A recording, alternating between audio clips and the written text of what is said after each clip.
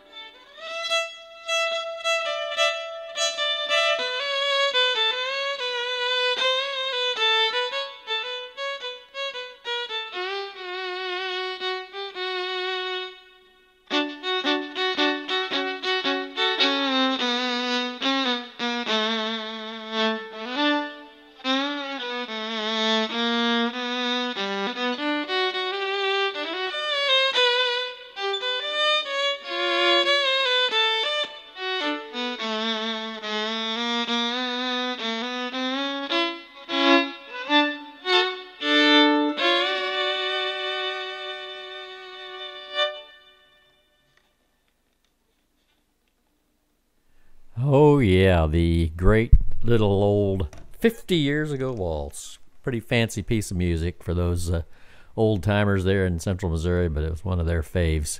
Jimmy Gilmore used to play it. You thought I was milking it. Man, he would he'd milk it really bad and then really slow, and then he had this like huge wide vibrato that basically you could just drive a truck right through either end of it. You know, it's like, yeah, like, oh, the guy was very entertaining guy to hang around with back in those days. All right, so, you know, we took this little trip to Shetland. I'm going to set this fiddle on my knee here. with the sound off on it so it don't make any noise. But it was a great trip. Last time I talked about how we got there, you know, the ferry, the trains, all that stuff. Now I'm going to talk to you about what I call the first section of the festival, which is the first 2 nights. You get there on a Thursday morning, and that's when the ferry arrives in the harbor there, and you got to get from the terminal to your accommodation. So we elected to rent a car. It's a very nice place there on the island called Bolt's Car Hire. They come highly recommended by us because they were so flexible with us. I couldn't believe it. We had hired this car, and their person met us there early in the morning when the ferry came in the terminal. We got the keys, got in the car, and dang it, it's harder to drive on the wrong side of the road than I had remembered. And Pat, for sure, I didn't even try it. I'm a prescription for an instant automobile accident if I'm driving on the... I'm pretty much that here, driving on the side I'm familiar with. But Pat took a go at driving, and it was just really hard. You know, it's so hard to judge where you're at when you're on a different side of the car. You're looking at across the hood a different way. So it was too scary. So we called the people, and they took the car back, charged us only a little bit, and they were really nice of them to return the car. And it was nice of the people at the guest house. We stayed at the Fort Charlotte guest house. Jim there drove our car back to Bolt's for us, so we didn't have to even get behind the wheel again. So that was great. Everything, you really don't need a car when you're there at the festival, to be honest. So the festival starts right there the first morning you're there, and so you know you want to take a nap in the worst possible way, but you better just jump on your horse and get over to the Eelsburg Community Center. That's where they have all the events. That's where the festival club, so-called, is located. And there's a cafe there, and there's a bar, and there's a dance room, and there's like a ballroom, and there's rooms to have jam sessions in. So let's look at a little bit at this first set of slides at the Eelsburg Community Center. Like I said, that's where everything happens. It's a beautiful, fully remodeled, modernized, old school building from the 1900s and from the early 1900s. And look at this construction. As you go around town, there's all these beautiful stone buildings.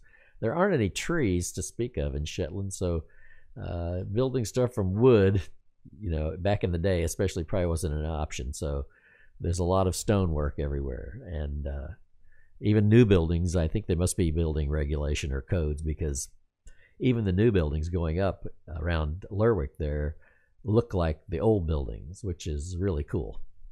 All right, so let's go to the next slide. Oh, this is a fiddler from Ian Robertson, a fiddler from England, actually, and he plays with this accompanist named Angela Berry, and he is a very strong player in the area of kind of the Baroque style Scottish fiddling, you know, the real hardcore strathspeys, reels, played really with a very high amount of technique. The guy's really, really a nice player. And this woman is apparently one of the best piano accompanists around as well. So this is I'm just showing these because this is kind of like the opening ceremony for the festival. So it starts right after lunch. And this is the Ewan Galloway Band. I even bought a couple of their CDs. I'll play you some tracks of these maybe on a future episode. But these guys are really great, Cayley Band. And let's go to another slide here. Boom. Oh, these guys are from Norway. What are they called? Let's see. There's really great connection between Shetland and Norway, if you weren't aware. It used to be owned by Norway back in the olden days, in the king and queen days. And then it was sold to the Scots. And so there's people there. Their language is a kind of a mashup of Norse, Lowland Scots, and English is what I can read. And it's kind of beautiful. I love especially seeing it in print on Facebook. It's really cool. So there's definitely a Norwegian connection with Shetland Islands. And so they usually have some Scandinavian acts. Who are these guys? Let's see if I can figure out from my... Oh, this is Spelman. See, I shouldn't have even tried.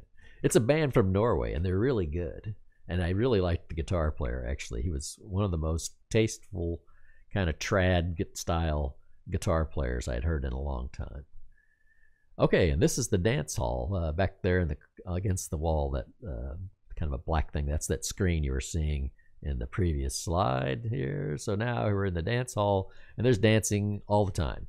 If there's not a concert going on somewhere else, there's dancing going on here. It's really amazing. And one fabulous Scottish band after another gets up and plays.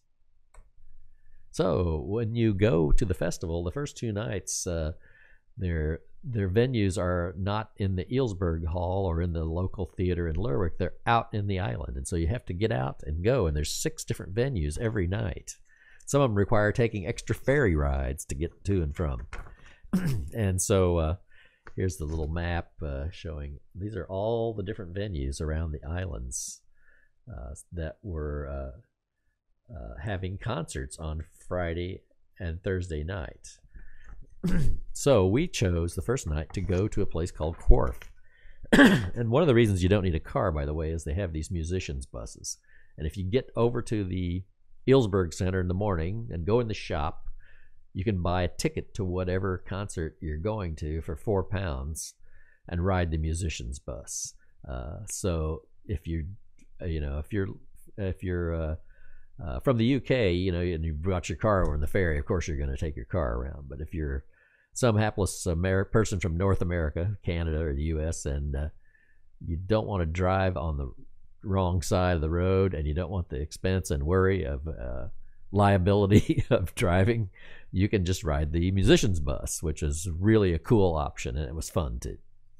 Okay, so off we go to this place called Quarff, which is I think what we describe here in this part of the world as a wide spot in the road, but actually it's kind of a junction, and there's not many people there. It's a few houses and a lot of sheep grazing around, and it's a beautiful pastoral setting, and there's this nice community hall. It's about 5 miles south of Lerwick. It's the Quarff Public Hall. And this is kind of the interior. They had it all decorated up with twinkly lights, and it's got beautiful knotty pine everywhere. And this is a nice stage, and they had a very nice sound system, which was very well operated. The sound was really excellent. This is one of the groups we went to see, the individual Gemma Donnell, this fiddler. Oh, she's fantastic, I think. A friend of mine at Quebec told me about her, and I bought one of her CDs from, I think it's called Music in Scotland. It's a website I've ordered a bunch of stuff from. I'll have to get the exact URL and throw it up on my blog. But she's a really great fiddler, and man, it did not disappoint to come and see her play at the Quarff Hall. And with this accordionist Alan Small, they're machine-like in their precision and play at blistering tempos. It's really quite amazing to hear them. So then let's go on from here. There was some dancing after each of the venues says concert, supper, dance, and so the supper, though, is not really a supper like we might think. It's kind of a snack, some sandwiches with the crust cut off and some tea. It's a lot of sweets. So the first night we didn't eat, and the next night we learned and had a proper meal before we went out to the other venue we went to. So let's finish up here. Some more dancing. It's really cool dancing. We'd never experienced Scottish dancing before. It's this is Ceilidh dancing as opposed to Scottish country dancing. So it's a lot of couple dances, and you're going around a circle in counterclockwise around the room with your couple, or you might be in a group of 3 holding hands and doing something. And then there are like 5 or 6 kinds of waltzes we saw, each with its own different set of steps, and those are all done going counterclockwise around the hall as well. So that's I'll talk more about dancing in the future. I have to read more about it, and I might try to rustle up a bunch of videos off the internet, off of YouTube, put up a playlist showing different styles of different kinds of these Scottish Ceilidh dances. But there was some beautiful scenery, views of the ocean. as I said, I think I mentioned earlier, there's not a lot of trees in Shetland, and so it's kind of a windswept place. But it has a lot of rolling hills, a lot of beautiful views of the sea, nice views of farms. I think we're looking at here could be a VOE, V-O-E. This is a geological feature. It's basically an inlet to some inland lock, I believe, is technically what it is. Inlet lake, but it was described to me as being a fjord without cliffs, like a flat country fjord. So that's Vo. It must be a Norse word, I would guess. But there's a lot of beautiful permanent pasture. There's cattle and there's sheep everywhere grazing. Not a lot of, I didn't see much in the way of people trying to grow corn and soybeans, but I don't think this country is amenable to that sort of thing. Or maybe they're not even interested in that sort of thing. But they have some beautiful livestock, and I had a nice piece of Shetland lamb, a leg of lamb, one night at the one noon at the cafe in the Eelsburg Center. And then here's another beautiful view of the sea. There's even a cliff over there on the left, far away in the distance. And then now I have to start my other slideshow. Let's see here. Here we go. So this is another view. This is one of those ferries, small ferries, that takes you from island to island. And then, so the second night, that was sort of the view of getting to Quarff, and also a view of getting to a place called Vidlin, V-I-D-L-I-N. It's a town about 20 miles north of Lerwick this time, so it's pretty far away. Not as far as some of the venues, but it's one of the further ones. And there's this beautiful hall. It says up in the corner, if you can't kind of see it, it says Vidlin Hall, or Public Hall rather, than it says 1910. So this is a pretty old building, but it's been very well remodeled in the interior. Just wanted to show you this monument, World War I or Great War Monument that's there. And, a lot of people, not so many Americans fought in World War I, and when we did, we got there kind of late to the game. I mean, there were people died, don't get me wrong, but we didn't have the years of suffering that the English and the Scots and French and the Germans, even though they're the aggressor, I guess. It's horrible how many people died in that war, and this is a monument to the people who died just in this local area. And I think there were like a dozen names on there. Just hard to imagine how devastating that would be to a small town. But anyway, once we get inside the Vidlin Public Hall, man, is it beautiful. It doesn't look like 1910 anymore. This hall was even more impressive than the one at Quarff. It was bigger and, wow, had a fantastic sound system. Look at the lighting around the room. And then over to your right, you can't see, there's kind of a dining hall and the bar. And I mean, this is just a beautiful building and has great acoustics. And this is a nice little quaff before the concert. You need something to wet your whistle. One of the reasons we wanted to go to Shetland was to meet a guy named Ivor Scully, and there he is in the center. And on the other side, there's Brian Gear, and that's me, of course, laughing in a blur. But these guys are members of the Cullevo Ceilidh Band, and a lot of people who are fans of traditional fiddling know about Willie Hunter. Well, he was the fiddler for the Cullevo Band, and when he passed away, Brian Gear stepped in, and wow, he's an amazing violinist, amazing traditional violinist, I'll say. He's a real fiddler. But and here's the Cullevo Band playing right here at the Vidlin Public Hall. Okay, so that's the end of my slides. Let's go back to this view. So let's play another couple of tunes here before we run out of time. One of the tunes I want to play is called Miss Susan Cooper, and that's actually a Shetland tune. I didn't realize there was a gentleman there named Ronald Cooper, who wrote a lot of tunes, and there's a collection of his tunes. He was a piano accompanist and a tune composer, but there's a nice collection of his tunes that we picked up at the festival shop, and I've been learning some things out of it. one called the Tushkar. That's like a special shovel they use in Shetland to dig up the peat. And then another one I like is called Chadwick's Bog. That's a tune I'd heard Willie Hunter play before on one of his recordings. And so this is what the book looks like here, the Ronnie Cooper collection. I'm going to learn a bunch of tunes out of here. There's some really good stuff in here. And a lot of them are common, fun tunes that you'd play with people from that part of the world, and they would know. So let's see if I can play Miss Susan Cooper, which is one of his tunes we already played, but we already knew, but I didn't realize it was a Shetland tune.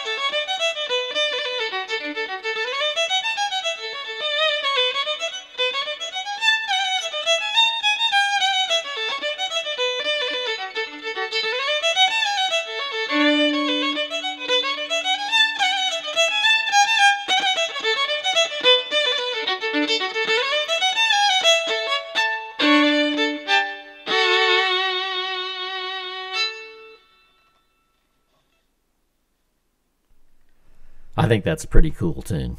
I think I'll play one more. This is I've just been messing with this Ripple Rock jig for a while. This Canadian jig in D, written by Ned Landry. It's a simple little thing, but it's kind of fun to play. So let's try a little bit of the Ripple Rock jig.